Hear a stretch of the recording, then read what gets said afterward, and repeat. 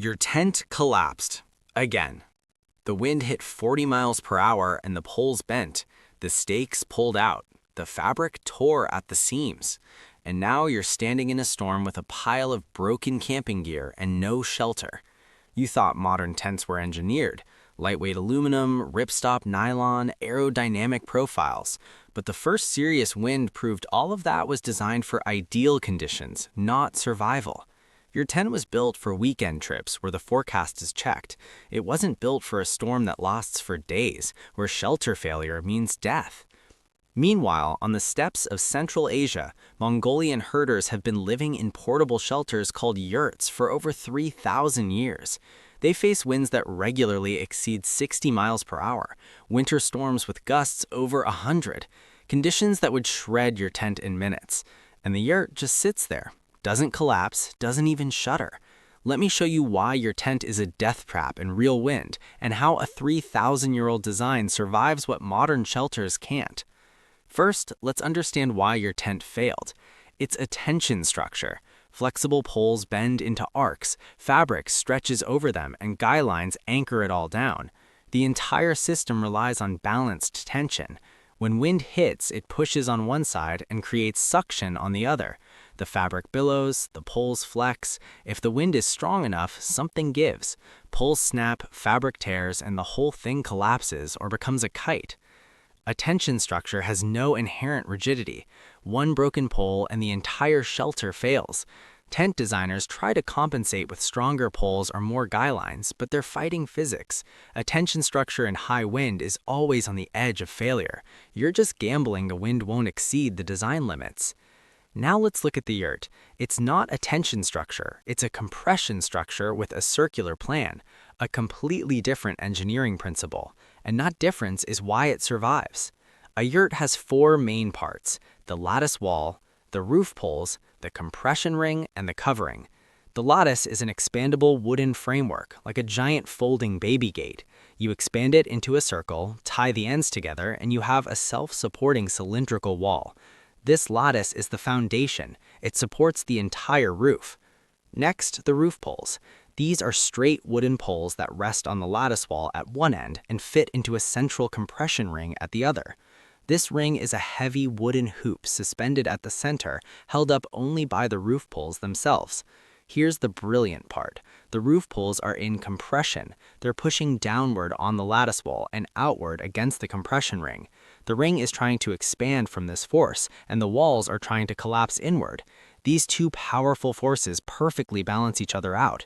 The whole structure locks itself together. The lattice wall experiences this outward pressure from the roof, but because it's a circle, this outward force becomes circumferential tension, distributed evenly around the entire structure. There are no corners, no stress points. Every part of the wall shares the load equally. This is why the circle is so critical. When wind hits a yurt, it flows around a curved surface. There's no flat wall for the wind to push against. The domed roof sheds the wind upward. High winds create lift, but that lift is trying to pull the entire structure upward evenly, and it's resisted by the immense weight of the structure itself. The covering, traditionally thick wool felt, adds to this mass. In high winds, the felt might flutter slightly, but it doesn't tear because there's no point loading. It's just weather protection. The wooden skeleton does all the work. The entire structure is held down primarily by its own weight and friction. A modern two-person tent might weigh 10 pounds. A yurt weighs several hundred pounds. That weight isn't a flaw, it's a feature. It's ballast. It's the safety margin that keeps the structure anchored when the wind is trying to kill you.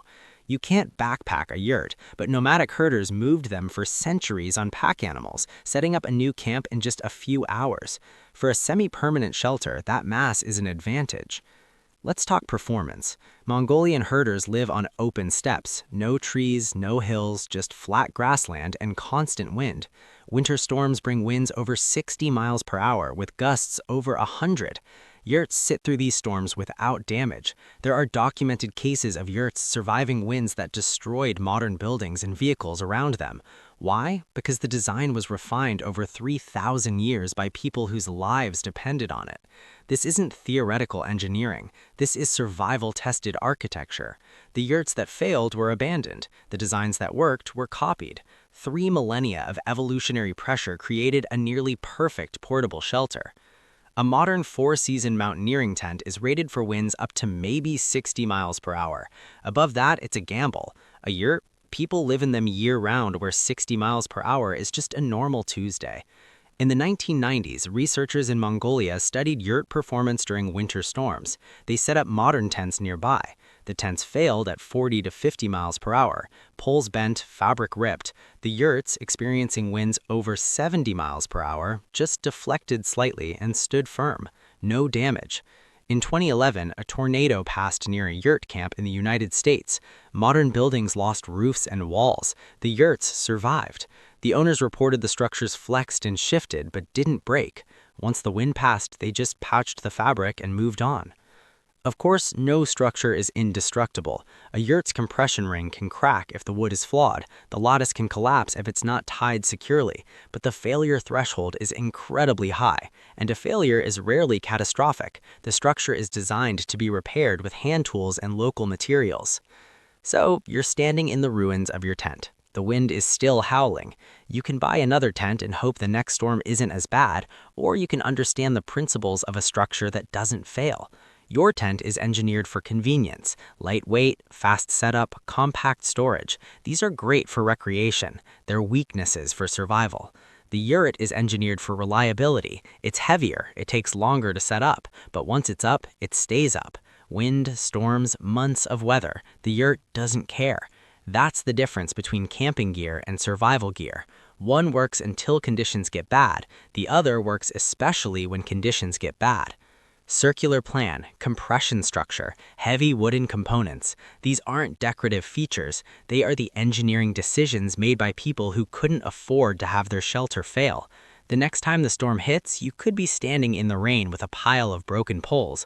Or you could be inside a yurt, warm and dry, listening to a 100-mile-per-hour wind howl outside while your shelter doesn't even move. That's not ancient. That's superior. That's why the design survived 3,000 years, because it works.